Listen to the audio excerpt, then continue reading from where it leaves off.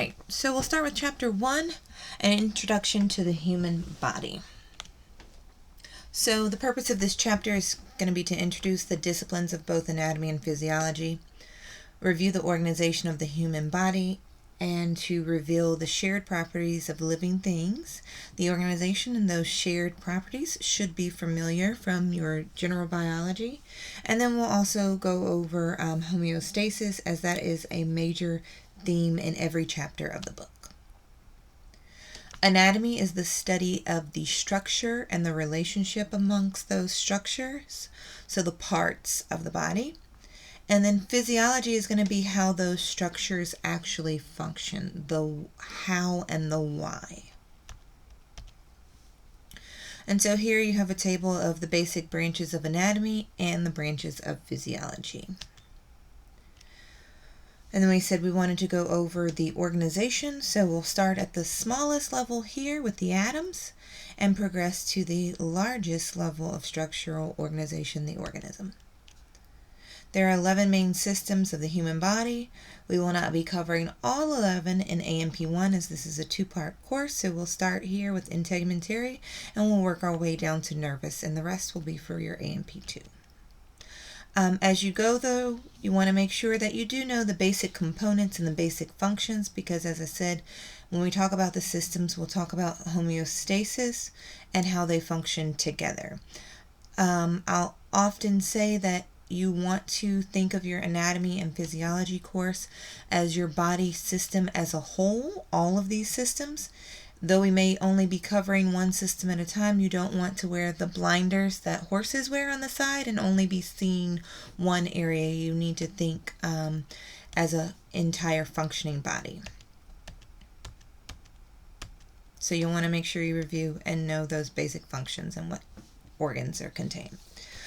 And then as far as anatomy and anatomy goes, some of the basic non-invasive techniques that can be done for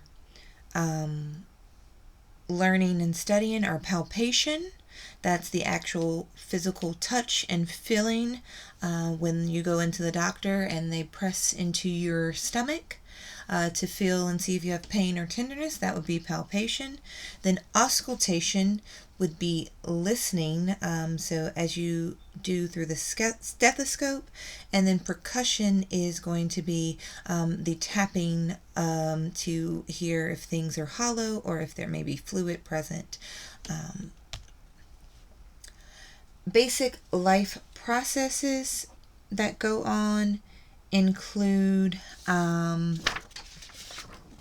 metabolism, responsiveness, movement, growth, and so forth. The clinical connection here, though, is autopsy.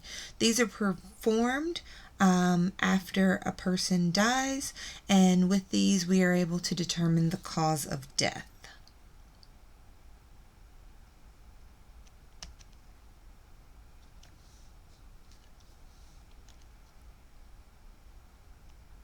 All right, so now homeostasis. Homeostasis is going to be a large function here. And so with homeostasis, the goal is to maintain a relatively stable condition within the body. Nothing will ever be completely set. For the most part, our body has a nice range that it likes to stay in, and that's considered our stable condition. So our cell survival will be dependent here upon the surrounding fluid actually staying maintained. So we have intracellular fluid and extracellular fluid.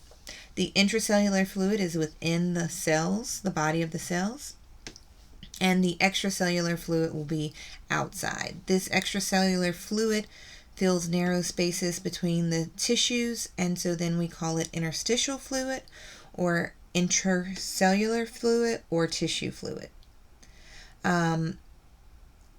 When there is extracellular fluid here in the blood vessels, it is actually called plasma.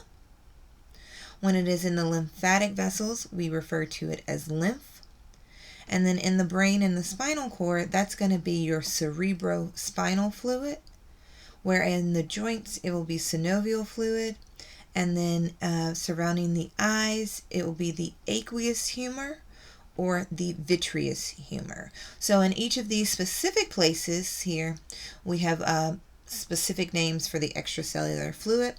Everywhere else, it's just going to be interstitial fluid.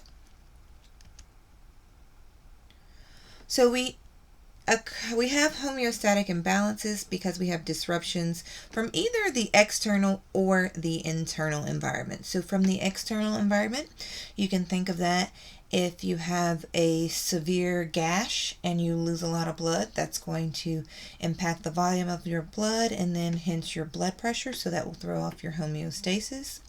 Or it can be from the internal environment. So if you happen to have just had a meal, you have eaten glucose, and so that glucose is then within your body and it changes the internal glucose levels. And then furthermore, how do we maintain or how do we regulate the homeostasis? It's going to be primarily through the nervous system and the endocrine system. Sometimes they act alone, and sometimes they'll act together, or most of the time they'll act together in conjunction with one another. There are a couple of animations here if you'd like to click through and view those. Homeostasis is going to be controlled by a feedback system. This feedback system will be a cycle. In a minute, I'll show a couple actual schematics, and so you'll see that it is a cycle, so it's continuously going on, and it's going to monitor the condition and then feed that info back to a central control center. So something is going to stimulate that to happen, and we have three basic components that will make up this feedback system. A receptor that's going to monitor the changes in the condition. This receptor will also send input in the form of the nerve impulses or chemical signals to our control center, which brings us to our next component. The control center is what's going to set the range of values to be maintained, and it will evaluate the input from the receptor and generate an output when it's needed. So the effector then is going to be the body structure that receives the output from that control center, and it'll produce a response or an effect to actually change the controlled condition.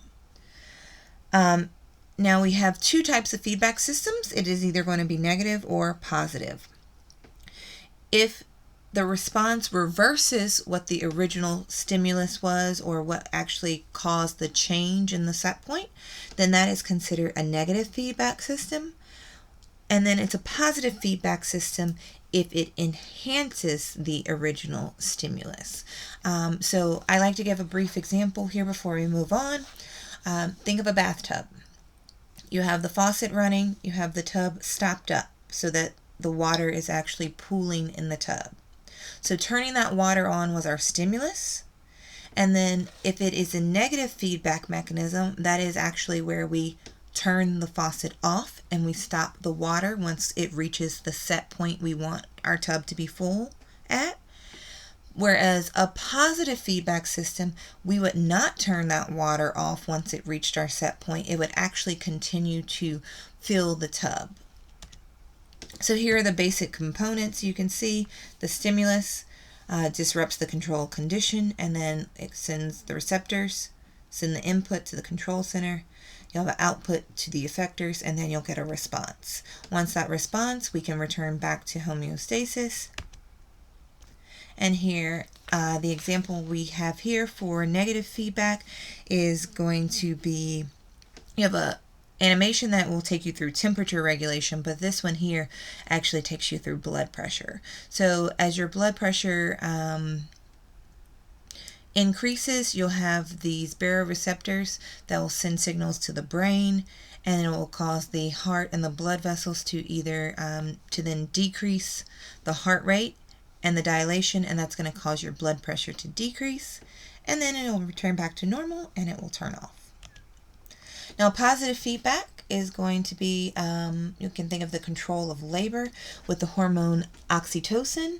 So once that's released, you'll first have the contractions of the uterus, and then that will cause that to release the hormone, and you end up with stretching, and then nerve impulses going to the brain, the output, and then you actually here get more stretch to be occur, and with that more stretch, then you have the cycle continue to repeat itself until the entire baby has been passed. So once again, another animation there. I'd like to mention that most of your feedback mechanisms are going to be a negative feedback control. Homeostatic imbalances can result in a disease, a disorder, or even a death. So when we talk about disease versus disorder is a general term for any kind of stray from normal, so any kind of abnormality of function. Whereas disease is going to be a lot more specific for an illness that has a recognizable set of signs and symptoms. Signs are things that are objective that we can actually observe and measure. So fever is the temperature higher than the set point. Rash, do you see the presence of something? And then symptoms are going to be and then those are the signs.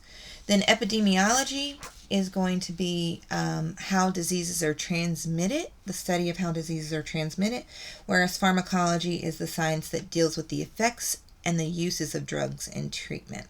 So when we diagnose, we have this art of distinguishing one disease from another.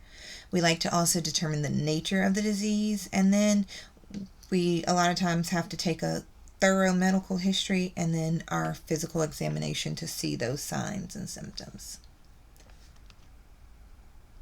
All right, so we're going to pause here. So the goal is to keep these videos fairly short, so you can do them in pieces as you may need to.